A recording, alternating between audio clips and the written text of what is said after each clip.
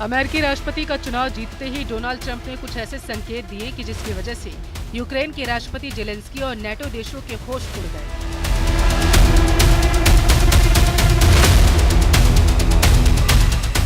हम आपको 3 तस्वीरों के जरिए समझाने की कोशिश कर रहे हैं कि जब 20 जनवरी 2025 को 78 साल के डोनाल्ड ट्रंप अमेरिका के 47वें राष्ट्रपति पद की शपथ लेंगे, तो उसके बाद से नेटो और यूक्रेन की उल्टी गिनती शुरू हो चुकी होगी।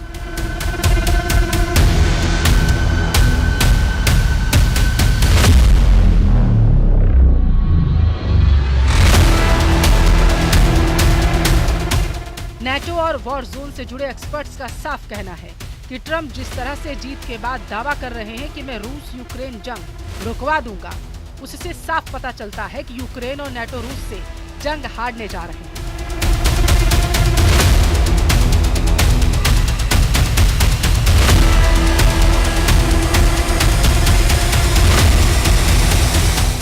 पुतिन और ट्रंप के बीच जबरदस्त यारी है और इस यारी की वजह से जेलेंस्की को लगता है कि राष्ट्रपति बनते ही डोनाल्ड ट्रंप यूक्रेन को हथियार और सैन्य मदद देना बंद कर देंगे। इसका मतलब साफ है कि रूस यूक्रेन जंग में यूक्रेन का सरेंडर और पुतिन की शानदार जीत।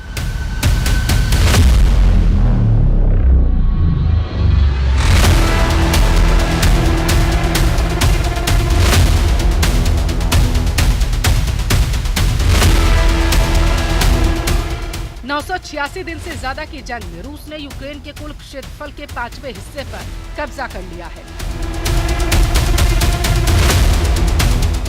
हालात ये है कि नेटो के 32 देशों से मिले हथियार, अरबों डॉलर, अमेरिका के घातक हथियार यूक्रेन को लगभग 3 साल की जंग में जीत नहीं दिला पाए हैं। इधर डोनाल्ड ट्रंप की जीत के बाद से नेटो और यूक्रेन के एक्सपर्ट्स ने साफ चेतावनी दी है कि अब हमें हारते, लड़खड़ाते, मरते यूक्रेन का अंत देखने को मजबूर होना पड़ेगा।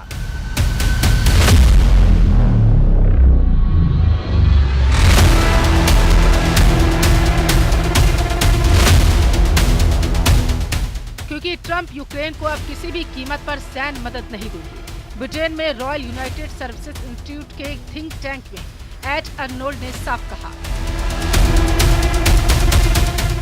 यूरोप के भीतर तत्काल संकट ये होगा कि अमेरिका के बिना यूक्रेन को राजनयिक, सैन्य और मानवीय समर्थन कैसे जारी रखा जाए।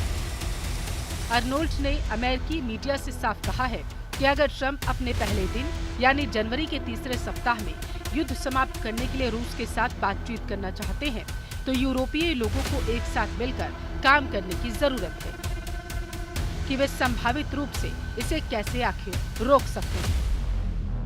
अगर ट्रंप ऐसा करते हैं तो यह अमेरिकी नीति में बदलाव का पहला परीक्षण होगा, जिसका अगले 4 वर्षों में नाटो पर गहरा असर पड़ेगा।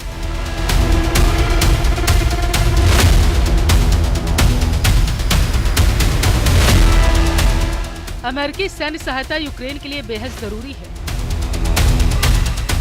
और यूरोपीय देशों को अमेरिका के बिना यूक्रेन की सैन्य मदद करना लगभग असंभव हो जाएगा।